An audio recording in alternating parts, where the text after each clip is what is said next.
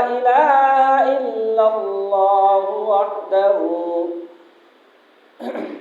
وحده لا شريك له ونشهد أن سيدنا وسندنا وحبيب طبيبنا ومرشدنا ومولانا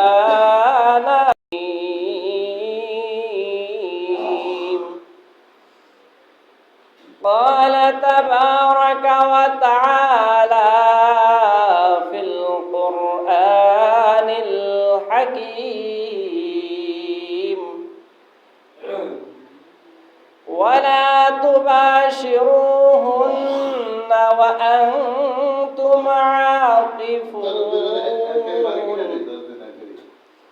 وأنتم عاكفون في المساجد تلك حدود الله فلا تقربوها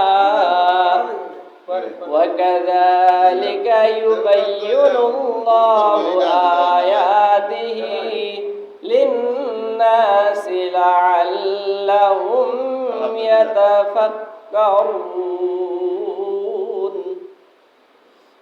كذلك يبين الله آياته للناس لعلهم يتقون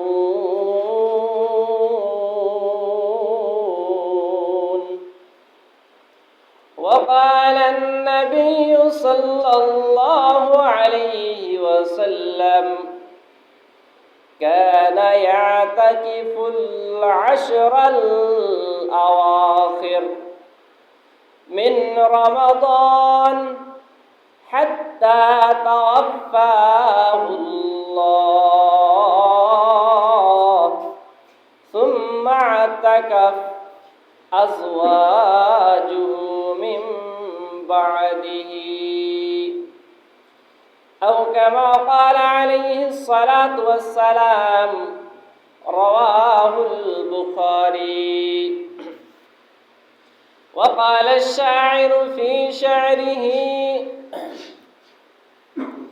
हज़र में शजर में तेरे रंग बू है हज़र में शजर में तेरे रंग बू है ज़दर देखता हूँ मैं उधर तू ही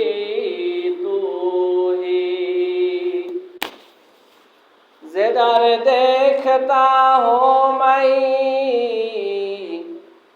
उधर तू ही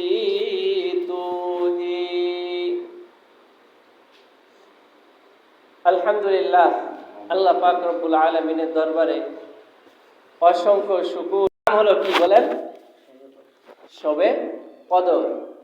আর এই শবে কদরকে পাওয়ার জন্য সহজ একটা মাধ্যম আছে, সেটা নাম হলো ইতিকাফ।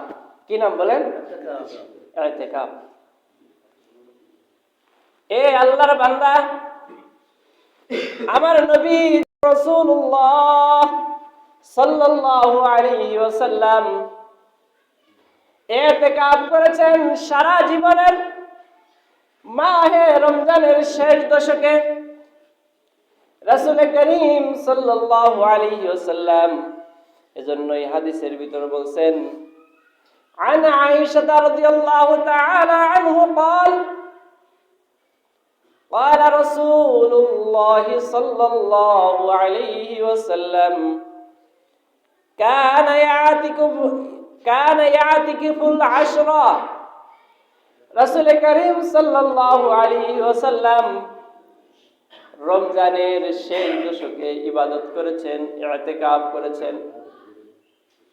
এই হাদিসের শেষ পর্যন্ত এমন যে আয়েশা সিদ্দিকা রাদিয়াল্লাহু তাআলা আনহা বলেছেন, রাসূল করিম সাল্লাল্লাহু আলাইহি ওয়াসাল্লাম এর জীবনের এমন কোন রমজান যাই নাই যেই রমজানের শেষ দশকে রাসূল সাল্লাল্লাহু আলাইহি ওয়াসাল্লাম মসজিদে ইতিকাফ করেন নাই।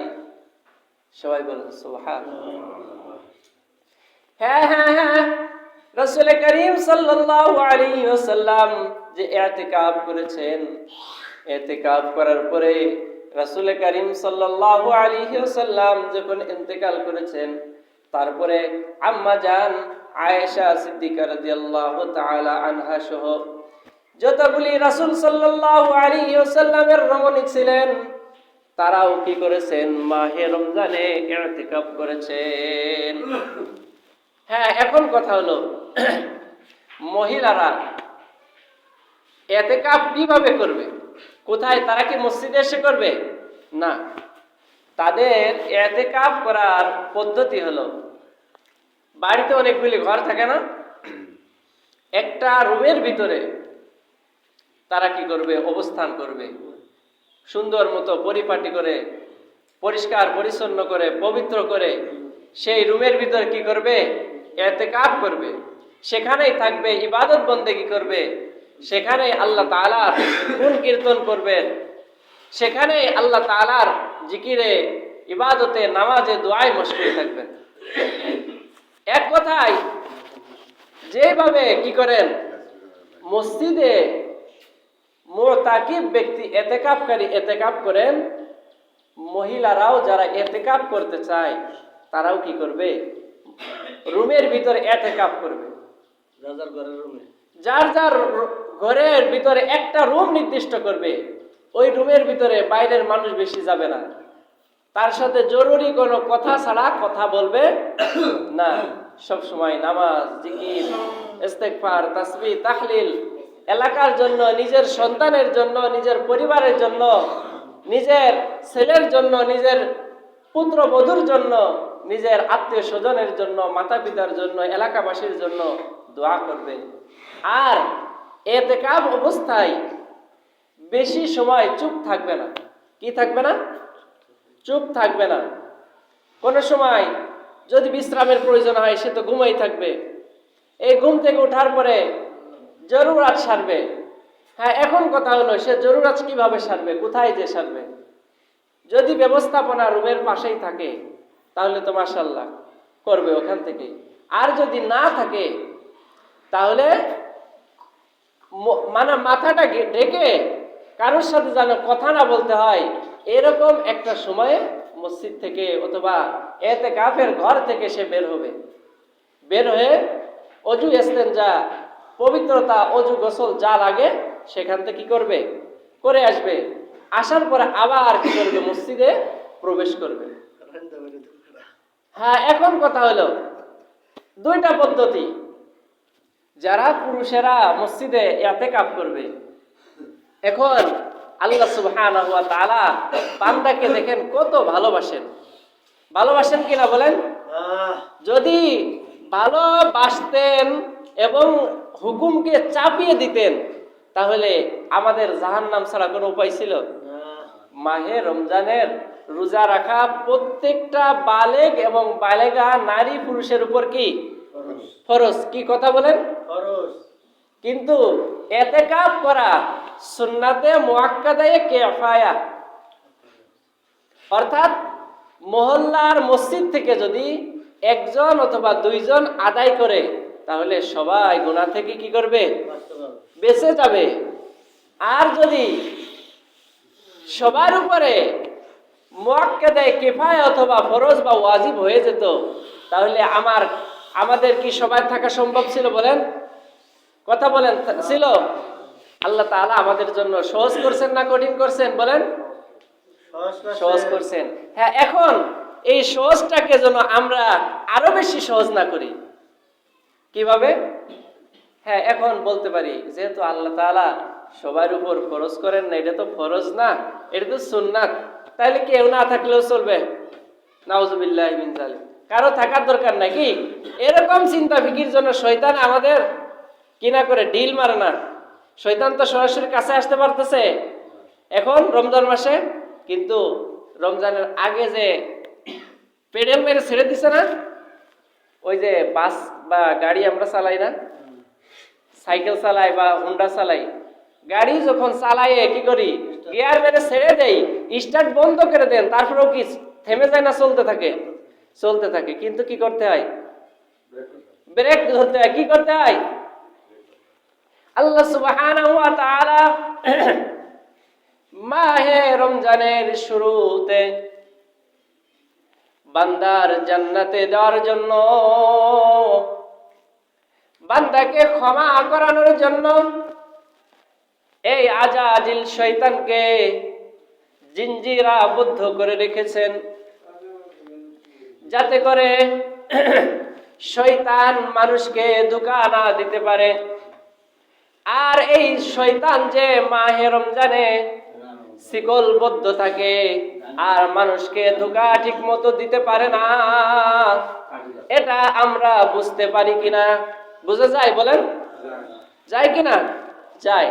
আজকে সত্য বলেন, যেদিন চাঁদ দেখা হয়, চাঁদ দেখার আগের থেকেই যে সারা বছর নামাজ নাও পড়ে, মসজিদে না আসে, জিকির না করে, কোরআন তেলাওয়াত না করে, সে আগের থেকে প্রস্তুতি গ্রহণ করে কিনা? বলেন যে কালকে রোজা, কালকে হয়তো বা চাঁদ দেখা যাবে, চাঁদ দেখা গেলেই আমরা রোজা রাখবো, তারাবি পড়বো, আমার পাঞ্জাবি পায়জামা, আমার শার্ট লুঙ্গি পরিষ্কার পবিত্র করে রাখবা। প্রস্তুত থাকে কিনা? কিসের কারণে? আল্লাহ তাআলার রহমত কি হয়? সয়লাব হয়ে যায়, সাকিনা নামক রহমত প্রবাহিত করে দেন। আর অন্তরের মাঝে নেক কাজের মহব্বত আর জান্নাতে যাওয়ার মহব্বত, জাহান্নামের ভয় আল্লাহ তাআলা সয়লাব করে দেন, প্রবাহিত করে দেন। যার তরুণ মানুষ আগের থেকে প্রস্তুতি গ্রহণ করা শুরু করে। যা হোক, রাসূল করিম সাল্লাল্লাহু আলাইহি ওয়াসাল্লাম রমজানের প্রত্যেক বছর শেষ দশকে ইতিকাফ করেছেন। রাসূল সাল্লাল্লাহু আলাইহি ওয়াসাল্লাম শেষ বছরে, যেই বছরে ইন্তেকাল করেছেন, সেই বছরে রাসূল সাল্লাল্লাহু আলাইহি ওয়াসাল্লাম আর 10 দিন রাখেন নাই, বরং 10 দিন আর 10 দিন 20 দিন পর্যন্ত ইতিকাফ করেছেন। ইতিকাফ করে এই রাসূলের উম্মতদেরকে বুঝিয়েছেন এবং বলেছেন যে, হে আমার উম্মতেরা, তোমরা এই ইতিকাফের গুরুত্ব দাও, গুরুত্ব দিয়ে তোমরাও তোমাদের মসজিদে যেন তোমরা ইতিকাফ করতে পারো। আর তোমরা ইতিকাফ না ভুলো, আর যদি ইতিকাফ ছেড়ে দাও তাহলে তোমরা গুনাহগার হয়ে যাবে। রাসূল সাল্লাল্লাহু আলাইহি ওয়াসাল্লাম ইতিকাফ 20 দিন করছেন। কেন জানেন? আমাদের শিক্ষা দেওয়ার জন্য, শবে কদর কে খোঁজার জন্য। ইতিকাফকারী শবে কদর পার সব থেকে বেশি যোগ্য হন, কারণ যিনি ইতিকাফ করেন তার দুনিয়ার কোনো কাজকর্ম থাকে? মসজিদে এসে ঘুমিয়ে আছে, তারপরেও কি সব? কথা বলেন, কি সব? অবিরাম, কি অবিরাম সব হইতেছে। হ্যাঁ, এই যে যখন সে জিকির করে, তাহলে ইতিকাফের সব এবং জিকিরের সব ডবল সব। এরপরে জিকির ইতিকাফ করে এবং তেলাওয়াত করে, আবার ডবল সব। ইতিকাফ করে এবং নফল নামাজ পড়ে, আবার ডবল সব। ইতিকাফ করে এবং দোয়া করে, আবার ডবল সব। কি ইতিকাফ করলে অবিরাম সব হইতেই থাকে। কি বলেন? ইতিকাফ করলে যখন ইতিকাফকারী কোন সময় প্রবেশ করবে বলেন তো? 20 রমজানের যখন চাঁদ দেখা যাবে ওই সময় থেকে, মানে কি বলে, 20 রমজানের ইফতারের আগে কি করবে? মসজিদে প্রবেশ করবে। অর্থাৎ 20 রোজার দিন প্রস্তুতি নিয়ে মসজিদে এসে ইফতার করবে। ইফতারের আগেই মানে মসজিদে ঢুকে যাবে।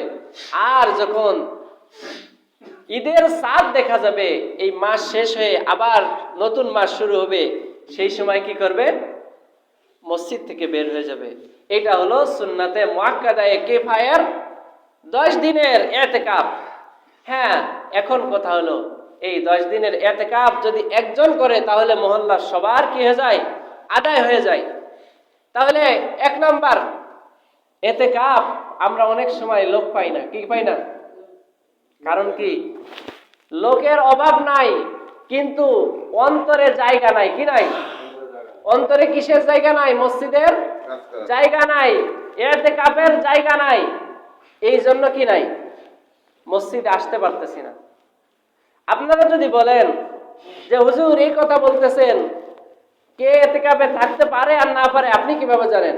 আমারে বলেন, আমি সর্বনিম্ন 10টা ব্যক্তিরে দেখাই দেব, তারা এতেকাফে থাকবে এবং তার ছেলে মেয়ে, তার স্ত্রীরা অথবা তার সন্তানাদি নাতিপুতি আসছে, তারা হাসি মুখে খাবারের ব্যবস্থা, গোসলের ব্যবস্থা, ওষুধের ব্যবস্থা সব মসজিদে করে দিবে। আছে কিনা বলেন? এরকম আছে। হ্যাঁ, এখন কারা থাকবে? আজকে দেখেন, আপনি জীবনে অনেক কাজ করছেন, একটু অন্তরটাকে নরম করেন, অন্তরটাকে মসজিদের সাথে লাগান, দেখবেন আপনিও জীবনটা সহজ করতে পারবেন। আল্লাহ তাআলাও আপনার জন্য কি করবে? দুনিয়াও সহজ করবে, আখিরাতও সহজ করবে। আজকে আপনি 50 বছর 80 বছর পর্যন্ত সংসার করছেন, এই 10টা দিন আপনার ছেলের উপরে, পুত্রের উপরে, আপনার পুত্র বধূর উপরে সংসারটা ছেড়ে আল্লাহর জন্য চলে আসেন। আপনি তো মনে করতেছেন লা হাওলা ওয়ালা কুওয়াতা, আগে কথাটা বলার আগে সবাই বলেন লা হাওলা ওয়ালা কুওয়াতা ইল্লা বিল্লাহ। আমি যদি আমার পুত্রের উপরে, আমার পুত্র বধূর উপর সংসার ছেড়ে দিয়ে মসজিদে আসি, ওরা কি করবে? বিনাশ করে দিবে, বিলীন করে দিবে। নট, এই চিন্তা ফিকির ওই শয়তানের স্পিরিট থেকে আসতেছে। শয়তান যে সাইকেল চালায়, ছেড়ে দিছে, আমরা সেই গিয়ার ধরতে পারি নাই। এই জন্য অন্তরের ভিতর এখনো কুমন্ত্রণা চলতেছে। আপনি মসজিদে আসেন, 10টা দিন থাকেন, ইতিকাফ করেন। আল্লাহ তাআলা আপনার যে আশা, আপনার আশা এখন বৃদ্ধ হয়ে গেলে মানুষের কিসের আশা থাকে বলেন? নতুন একটা বিবাহ করবে, সুন্দর একটা বউ, সুন্দর একটা গাড়ি, সুন্দর একটা বাড়ি, এই ইচ্ছা থাকে বলেন? থাকে না। বরং তার যে ছেলে আছে, তার যে পুত্র আছে, তার পুত্র বধূ আছে, মেয়ে আছে, নাতিপুতি আছে, তাদের ভবিষ্যৎ যেন ভালো হয়, এই জন্যই তো তারা বসে বসে মাথা কাটায়, নাকি বলেন? একজন 80 বছরের বৃদ্ধ, 60 বছরের বৃদ্ধ, দাঁত পড়ে গেছে, হাঁটতে পারে না, সে সংসারের কি কাজ করে বলেন? পারে কিছু করতে? হ্যাঁ। তাহলে বলেন যে তাহলে তার কি সংসার থেকে বাদ দিবে? নট, এটা বলছি না। সে বসে বসে ব্রেন খাটায় কিভাবে সন্তানদেরকে ভালো করা যায়। এই ছেলে, সকালবেলা উঠো, যাও এই কাজ করো, এই কাজ করো, দেখাই দেয় কিনা বলেন? কথা কান দেখাই দেয় না? কিন্তু এই মসজিদে যদি আসে সে দোয়া করবে। কি করবে? এতদিন দিক নির্দেশনা দিয়েছে, এখন আল্লাহ তাআলার কাছে সেই দিক নির্দেশনার জন্য কি হয়? সাইন আপ হয়ে সেটা বাজেট পাস হয়ে যায়। এই জন্য সে মসজিদে বসে বসে দোয়া করবে। তাহলে আপনি যে বসে বসে প্রত্যেকদিন সকাল থেকে রাত 10টা পর্যন্ত কাজ তো করতে পারেন না, পারেন না। আপনি যে শুধু কথা বলেন, গাবান, অনেক সময় আপনার সন্তানের কাছে এটা অতিরিক্ত মনে হয় কিনা বলেন? শেষ মেয়ে এরকম বলে, আরে বৃদ্ধটা ওই মসজিদে যায়, কিছু সময় বসে থাকে না, আজান দিচ্ছে মসজিদে যা, এত গাও গাও করে কিনা। এরকম আছে কিনা? নাকি চুপ করে রয়েছেন কেন? নাকি এরকম কোনোদিন শোনেন নাই? আছে না? হ্যাঁ, এইগুলি আপনার উদ্দেশ্য কি? আপনার সন্তানকে, আপনার পুত্র বধূকে খারাপ কিছু করা, হ্যাঁ ক্ষতি করা। আপনি তো চাইতেছেন তাদের ভালো কিছু করতে, কিন্তু আপনি যে সময় বারবার বলতেছেন, সেই সময় তাদের আর এই ভালোটা আর ভালো লাগতেছে না, তার কাছে বিষে পরিণত হয়ে যাইতেছে। যে সময় দেখেন মানুষের বিরিয়ানি, পোলোয়া, রোস্ট ভালো লাগে কিনা, মজা লাগে না?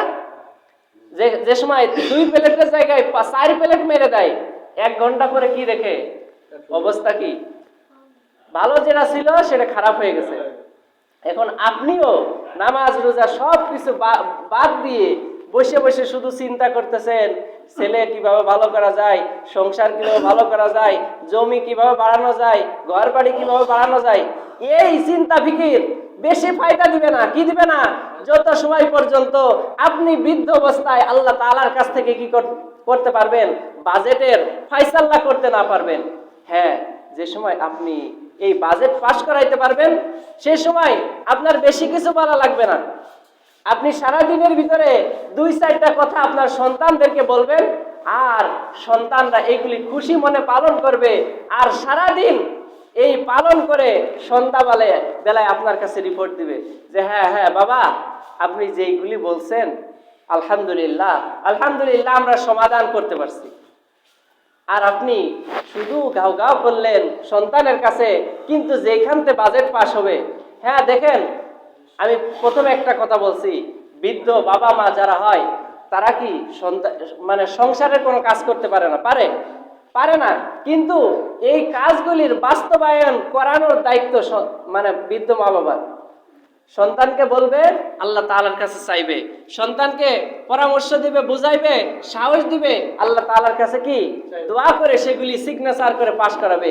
আল্লাহ সুবহানাহু ওয়া তাআলা আমাদেরকে এই কাজগুলি করানোর তৌফিক দান করেন, এবং আল্লাহ তাআলার কাছ থেকে দুনিয়া এবং আখিরাতের সব কিছু চেয়ে নেওয়ার তৌফিক দান করে। সবাই বলে আমিন। ওয়া আখিরু দাওয়ানা আনিল হামদুলিল্লাহি রাব্বিল আলামিন।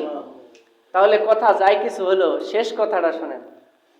আমরা তো কথা শুনলাম, ওই ইতিকাফ কে করব? খুশি খুশি হাত উঠান দে। আল্লাহ তাআলা কারে কবুল করবে ইতিকাফ? আলহামদুলিল্লাহ, কবির ভাই থাকবে 10 দিনে ইতিকাফ, আল্লাহ তাআলা তাকে কবুল করুক। সবাই বলে আমিন। আর আছে কেউ? ফরদ ভাই কিছু কর না কেন? না আপনি করেন না। ফরদ ভাই কিছু কর না কেন? ফরদ ভাই অনুমতি দিলেই তো পারবে। আপনার বাবার আর কত কাজ করাইবেন? বলে দেন যে আমার আব্বু থাকবে। হ্যাঁ, ফরদ ভাই তার আব্বুর কথা বলছে, আক্কাস কাকা ইনশাল্লাহ থাকবে। সবাই দোয়া করেন, আল্লাহ তাআলা কবুল করুন। আল্লাহ তাআলা আমরা যারা ইচ্ছা করছি তাদের ইচ্ছাকে পুরা করার তৌফিক দান করে। সবাই বলে আমিন। ওয়া আখিরু দাওয়ানা আনিল হামদুলিল্লাহি রাব্বিল আলামিন। যারা সুন্নাত পড়ি নাই 4 রাকাত কবুল জুমা আদায় করি।